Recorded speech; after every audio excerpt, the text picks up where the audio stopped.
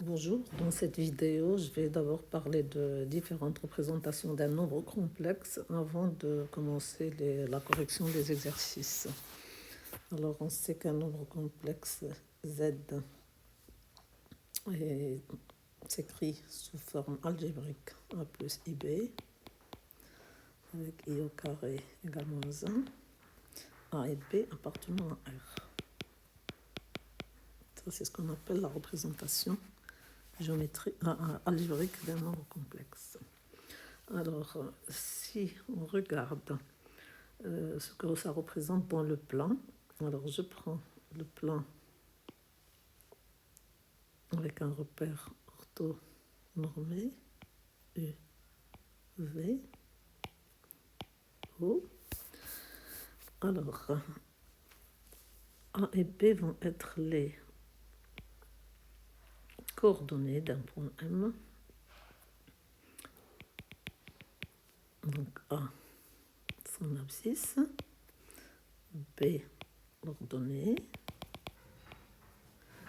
Donc le point M de coordonnées A et B, on va dire qu'il a pour fixe le complexe petit z. Donc z s'appelle la fixe du point M. Donc z c'est la fixe. Z, je vais le mettre en couleur.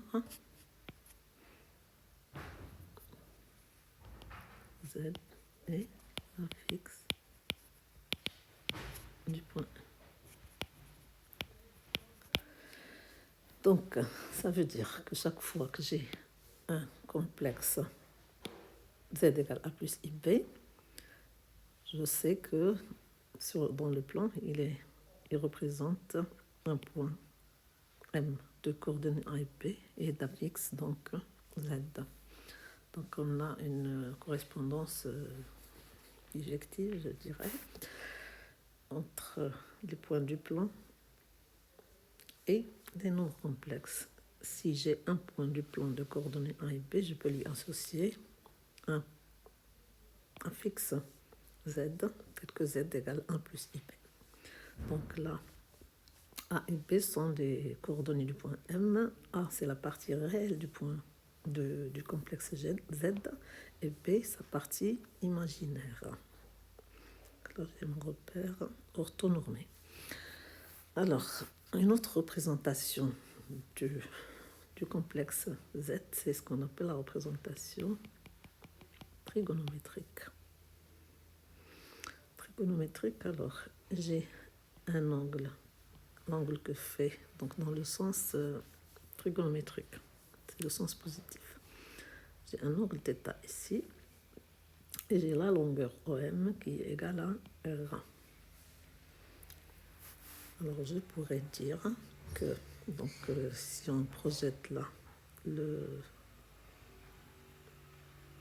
point M sur l'axe des abscisses, j'ai A et j'ai R cos θ. Donc j'ai A qui est R cos θ et B qui est R sinus θ. Donc mon Z avec R égale OM. R égale la distance OM. Donc mon complexe Z, il s'écrit R cos θ plus I sinus plus IR sinus θ et R sinus θ, que j'écrirai R égale R cos θ plus I sinus θ. Alors cette expression-là, on la note exponentielle Iθ. Bon, l'explication de cette notation exponentielle n'est pas au programme, mais sachez que cette exponentielle a les mêmes propriétés que l'exponentielle réelle, c'est-à-dire que l'exponentielle ix plus y, c'est exponentielle ix fois exponentielle iy. Alors R, c'est ce qu'on appellera donc le module de Z.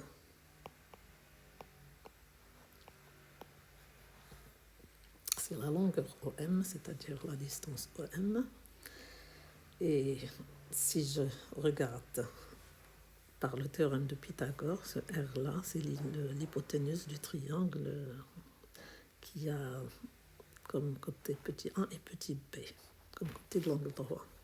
Donc R, c'est racine de A carré plus B carré. D'accord?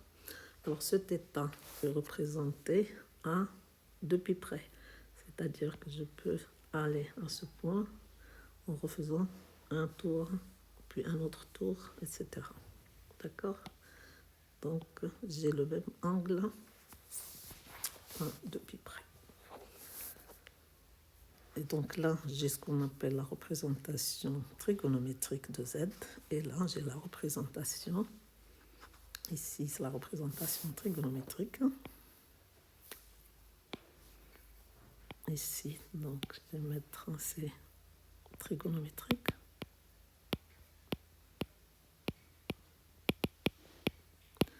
Et là, j'ai la représentation exponentielle. Donc, il faut savoir que un nombre complexe, je peux l'écrire de manière algébrique, de manière trigonométrique ou de manière exponentielle. Et on va voir comment on calcule le θ et comment on le regarde, donc comment on peut le voir dans le plan. Bien, donc ça c'est ce qu'il faut retenir pour l'instant. Donc les propriétés de l'exponentielle, vous les savez. C'est les mêmes que les propriétés dans R pour la fonction exponentielle. Et on va passer à la correction de l'exercice 1. Alors, exercice 1. On me demande de mettre sous la forme algébrique 1 plus ip des nombres. Donc, j'écris l'énoncé, donc mettre sous forme 1 plus ip. Alors, les nombres. Le premier nombre, j'ai 3 plus 6i sur 3 moins 4i. Alors, il faut savoir qu'avec les nombres complexes, on ne garde jamais un imaginaire au dénominateur.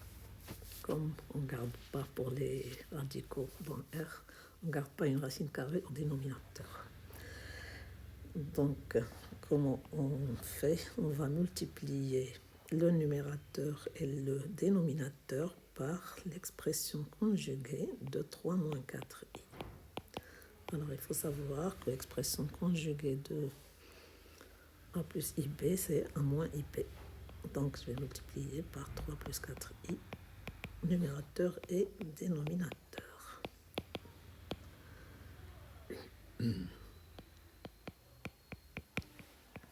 Voilà. Donc, je développe comme on a l'habitude de développer. Alors, au numérateur, j'ai 3 fois 3, ça fait 9. 3 fois 4i, ça fait 12i. 6i fois 3, 18i. Et 6i fois 4i, ça fait moins 24. Et là, au dénominateur, j'ai un a plus b facteur de a moins b. Donc, ça fait 3 au carré qui fait 9. Moins 4i au carré, c'est-à-dire moins 16. N'est-ce pas? Donc, ça nous donne égal. Alors, 9 moins 24, ça fait moins 15. Au dénominateur, 9 plus 16, ça fait 25. Plus i. 12i plus 18i, ça fait 30 sur 25. Donc, je simplifie par 5. Ma fraction devient moins 3 cinquièmes plus i 6 cinquièmes. Voilà pour la première fraction. Alors, pour la deuxième, on me demande de passer au bleu pour écrire la fraction originale. Donc, j'ai un a plus i sur 2 moins i le tout au carré plus 3 plus 6i sur 3 moins 4i, c'est la fraction qu'on avait tout à l'heure. Alors là, j'ai le choix entre d'abord simplifier le 1 plus i sur 2 moins i en multipliant numérateur et dénominateur par l'expression conjuguée de 2 moins i, ou alors élever d'abord au carré. Donc moi, j'ai choisi de lever d'abord au carré 2 moins i plus le 3 plus 6i, je vais le laisser jusqu'à la fin, 3 moins 4i égale